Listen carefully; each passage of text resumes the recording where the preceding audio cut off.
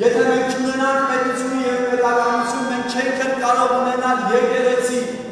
Եվ երկրորդը պետականություն ունենալուց հետո ես խնդրում եմ, որ Աստված ամուր պահի հայ արաբելական սուրբ եկեղեցի։ Մեզ համար առաջին տեղը պետք է լինի մեր պետությունը, պետականությունը, իսկ երկրորդ տեղը մեզ համար պետք է լինի մեր եկեղեցին։ Որովհետև տեսեք, մի փոքր կարող եք քաղաքականը չէ, բայց պիտի ասեմ, Արցախը չուներ պետականություն, բայց ուներ եկեղեցիներ։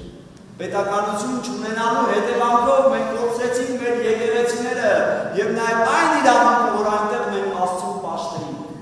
Դրա համար յուրաքանչյուր հայ առաջին տեղում պիտի դնի պետության գոհունակություն։ Սա է մեզ համար կարևոր։ Ունենանք հող, այդ հողի վրա ունենանք նաև եկեղեցի։ Ունենանք եկեղեցի, կարող ենք մտնել այդ եկեղեցի և փառաբանել մեր